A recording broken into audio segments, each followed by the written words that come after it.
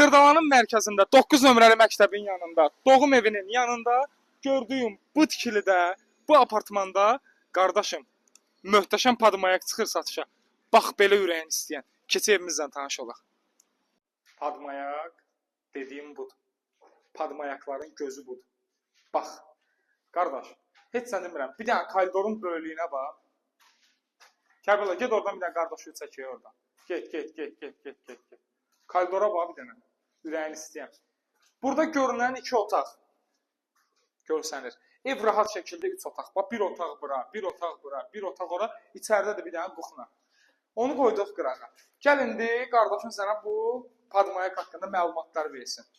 Kərbəla, evimiz neçə kvadrat idi? 86 kvadrat.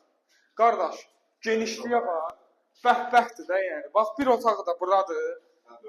Bax, istə 4 otaq elə, istə 3 otaq elə, 2 otaqda qalsın. Bax, buradan, nədir bax? 2 balkona çıxış var. Qardaşı sizə bir ideya desin, elə oradan çək qardaşı var. İdeya desin, buranı cam balkon elədin, kuxnaya keçirdin bura. Bax ideya, olur 4 otaq. Elə bir kuxna oradadır, kuxna töklər demiş cebdə, 1 otaq, 2 otaq. Gəl bura. Gəl bura Kərbəla.